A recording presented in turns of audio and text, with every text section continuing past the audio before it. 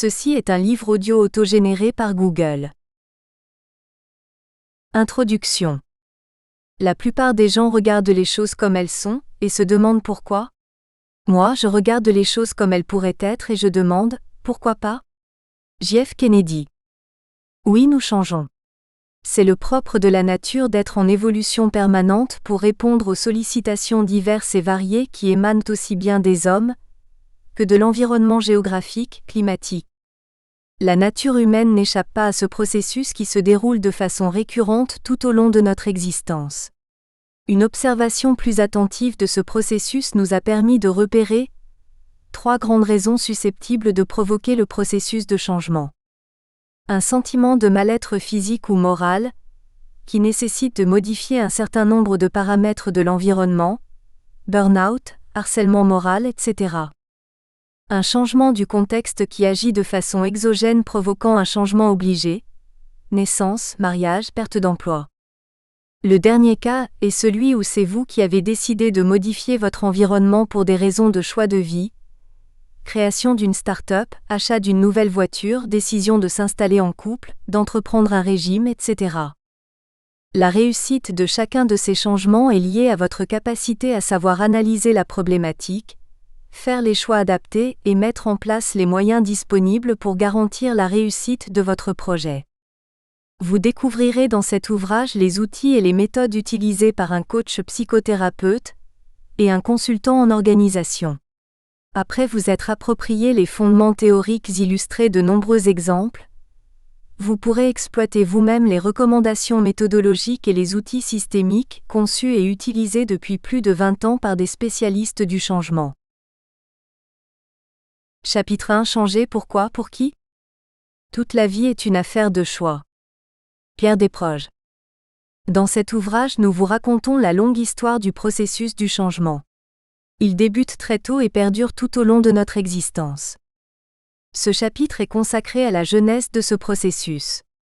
Les raisons pour lesquelles nous voulons changer, comme vous le verrez, sont nombreuses.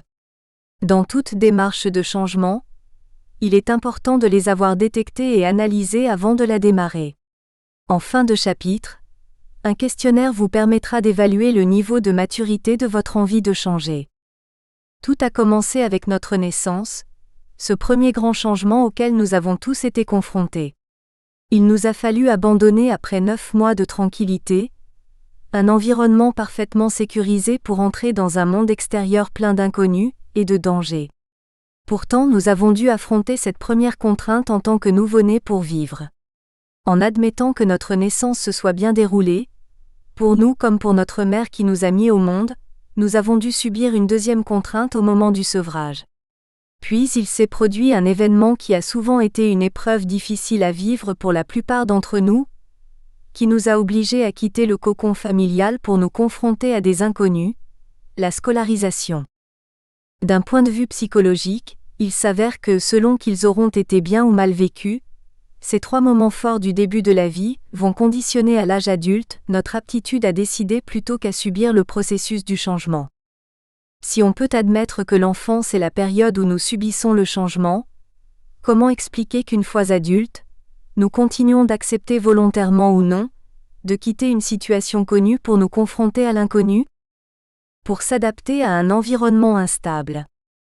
Quand on y réfléchit, on peut dire qu'il ne se passe pas une minute sans que nous soyons obligés de nous adapter aux aléas d'un quotidien qui ne cesse de se modifier. Il nous faut sans cesse faire face aux imprévus. Une dépense imprévue, une rupture amoureuse soudaine, la peur de ne plus pouvoir répondre aux exigences de performance de notre employeur, la menace de perdre son emploi. Pour vivre avec un sentiment latent d'insécurité. Il n'y a pas de journée sans qu'il n'y ait dans un endroit du monde un attentat qui, à chaque fois, entraîne des dizaines de morts. Comme ce fut le cas pour le 11 septembre aux États-Unis, les tueries de Charlie Hebdo, du Bataclan et de l'Hyper-Cacher ont provoqué une onde de choc dans l'émotionnel collectif des Français qui a induit un climat de peur entretenu au quotidien par les médias qui entraîne une tendance au repli sur soi peu propice au changement. Pour faire face à une situation économique préoccupante. Depuis une quinzaine d'années, on constate une accélération du changement technologique. L'informatique a été l'élément déclencheur suivi dans d'autres secteurs comme la téléphonie, l'information, le transport. Cette rapidité d'évolution oblige l'individu à s'adapter très rapidement alors qu'il y est souvent peu préparé. Cela entraîne chez certains des réticences et des angoisses qui sont difficiles à gérer. En plus de favoriser les échanges de biens et de marchandises, la mondialisation a également favorisé les échanges dans les capitaux des entreprises. De grandes multinationales se sont créées avec une importante dilution du capital. Le salarié a du mal à connaître les détenteurs du pouvoir dans l'entreprise. De plus, des changements peuvent intervenir rapidement avec souvent des plans de licenciement. Ces faits ont une grande incidence sur le moral de l'individu qui a besoin de trouver des repères dans son contexte professionnel. Les crises financières se succèdent de façon continue, et des pays de l'Europe se retrouvent en grande difficulté. Le chômage sévit de manière importante et frôle les 10% dans les principaux pays d'Europe.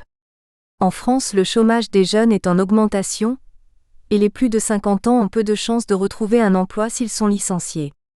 La reconnaissance sociale étant directement liée à l'emploi, la peur du licenciement est devenue la première source d'angoisse et la cause de nombreuses pathologies. Pour survivre dans une culture du chacun pour soi.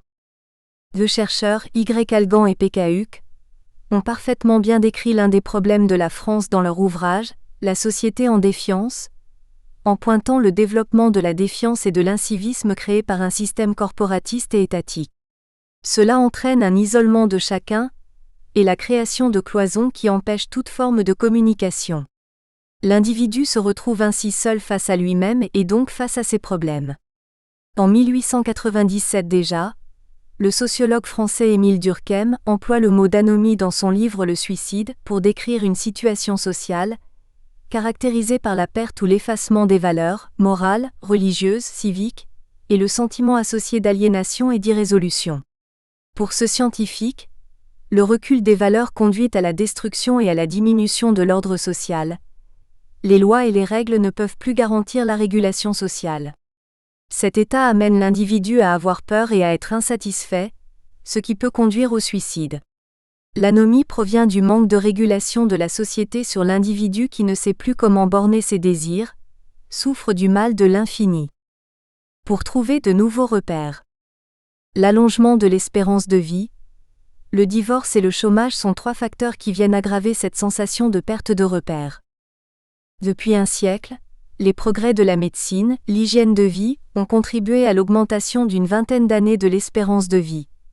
Cela a certes des conséquences positives indéniables, mais aussi confronte l'individu retraité et en bonne santé à des questions et des angoisses sur la manière d'organiser une deuxième période de vie qui peut durer près de 25 ans. C'est ainsi qu'apparaît une nouvelle notion, le quatrième âge ou grand senior. Toute une activité de service se développe auprès de cette population, pas uniquement tournée vers la santé, mais également vers le loisir. Il suffit de voir les publicités pour les villages des retraités, dans les pays particulièrement ensoleillés.